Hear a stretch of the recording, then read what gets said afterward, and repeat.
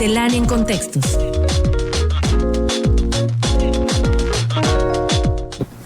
Es lunes y hoy me da mucho gusto presentar al contador público Octavio García Aymerich, miembro de la Comisión del Colegio de Contadores Públicos de La Laguna y de la Comisión Fiscal de Coparmex. Octavio, me da mucho gusto saludarte. Bienvenido. Buenos días. Muy buenos días, Diana. Buenos días a todos ahí en el estudio, a los radioescuchas. Y el día de hoy tenemos varios temas del índole fiscal. El primero de ellos se refiere a lo que son las revisiones electrónicas por parte de la autoridad fiscal, que están programadas a iniciarse ya a partir del 1 de julio de este año. De hecho, actualmente el SAT utiliza 3 fuentes principales para hacerse de información que le permita cruzar datos y tratar de cerciorarse si los contribuyentes están pagando sus contribuciones, sus impuestos, en una forma razonable. Uno de ellos es la denominada contabilidad electrónica, que ya la Suprema Corte se pronunció en el sentido de que los contribuyentes están obligados a llevar la contabilidad electrónica en los términos establecidos en las disposiciones fiscales. Lo que falta es que se manifieste sobre la constitucionalidad o no del envío de la contabilidad electrónica. No hay que confundirnos entonces.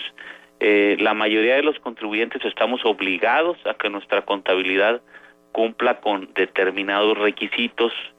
La sanción mayor, si no se cumple, es que las erogaciones, las deducciones del contribuyente no sean validadas por parte de la autoridad, que sean consideradas como no deducibles por no apegarse a los requisitos de esta contabilidad electrónica.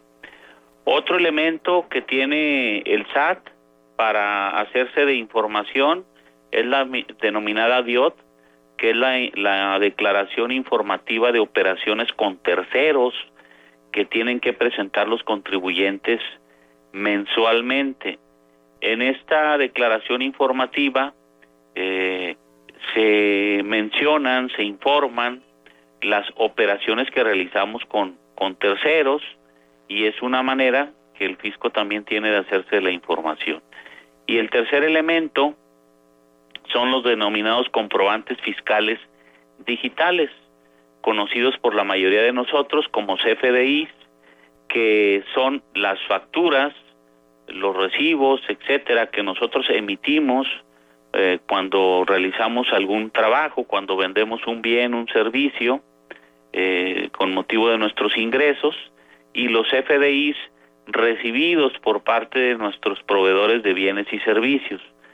Entonces, estos 3 elementos, contabilidad electrónica, DIOT y los FDIs, ya dan una información a la autoridad para que, insisto, se acerque a lo que es o debe ser nuestra base de cálculo de impuestos. Digo se acerque porque existen otros elementos a considerarse, como son depreciaciones, como es ajuste anual por inflación, etcétera, que la fluctuación cambiaria, que deben de tomarse en cuenta para la determinación de un resultado fiscal. Y en materia del impuesto al valor agregado, sabemos que se paga en base a flujo de efectivo, y hasta el momento la autoridad no cuenta con los elementos precisos para determinar cuál es el IVA a cargo. Sin embargo, insisto, con estos elementos se acerca a lo que debemos de pagar.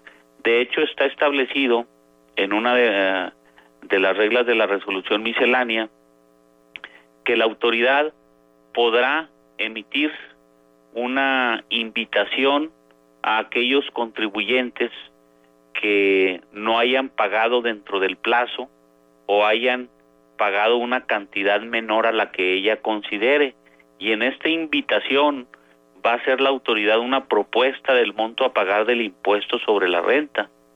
Para efectos de esto, considerar el SAT pues la información contenida en los elementos que comentábamos hace unos momentos.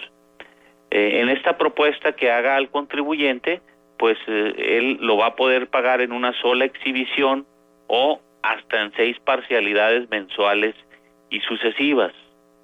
Aquel tiempo en el que el contribuyente, o aquellos tiempos donde se esperaban meses o hasta años para presentar una declaración, para no cumplir con las obligaciones fiscales en tiempo, ya se está terminando. Podríamos decir que casi es un hecho que ya se acabó. ¿Por qué? Por la información con la que cuenta la autoridad. Por eso es muy importante que presentemos ya nuestras obligaciones fiscales en tiempo. ¿Qué sucede si no las presentamos en tiempo? El pago de actualización y recargos, el pago de una multa de aproximadamente el 50% del impuesto omitido. Ya llevamos ahí 2 sanciones importantes. Y tenemos también otra sanción por presentar fuera de plazo o en términos diferentes a lo establecido por las disposiciones fiscales nuestras contribuciones, que va por alrededor de los 12,000 pesos por cada una de las omisiones. Luego entonces, el presentar algo fuera de tiempo o a requerimiento de la autoridad puede traer una consecuencia económica muy grave para el contribuyente, aunado a la sanción, por ejemplo, de no envío en tiempo de la contabilidad electrónica, que va de 5,000 a 15,000 pesos. Entonces, las sanciones son muy importantes. Debemos nosotros de llevar en tiempo y nuestras obligaciones fiscales. Por otra parte, Diana, también en este mismo tema, la autoridad tiene la posibilidad de determinar en forma presuntiva la utilidad fiscal de los contribuyentes, cuando nuestra contabilidad no se apegue a las disposiciones fiscales, y entre esto tenemos, por ejemplo, el control de inventarios. La mayoría de los contribuyentes tienen la obligación de llevar un control de inventarios donde se identifique perfectamente las entradas y salidas de mercancía y su evaluación en forma individual y en forma total. Y para terminar el comentario del día de hoy, nos referiremos al tema de la participación de los trabajadores en las utilidades. Recordar que las personas morales tienen hasta este mes de mayo para entregar a sus trabajadores el importe de la PTU que se hubiera generado por el ejercicio del 2015. La base de cálculo, sabemos nosotros, es la base gravable para efectos del impuesto sobre la renta, mejor conocida como utilidad fiscal. Si tuviéramos pérdidas fiscales de ejercicios anteriores que estemos enfrentando a la utilidad fiscal, esas no juegan. Debe ser sobre la utilidad fiscal. Y la utilidad que en su caso no fuera cobrada por algunos trabajadores, sobre todo los que dejaron de elaborar y ya no tienen un contacto con la empresa, esa se deberá de sumar a la PTU del ejercicio siguiente y formará parte del reparto para, como lo comento, el nuevo ejercicio. Los trabajadores, Diana, tienen un periodo de 1 año para efectos de poder exigir a la empresa la entrega de esa participación en las utilidades. Y en el caso de las empresas personas físicas, la fecha límite es el mes de junio a efectos de realizar esta entrega. Sin embargo, ahí en este caso no aplica el plazo posterior para que el colaborador haga el reclamo, Octavio.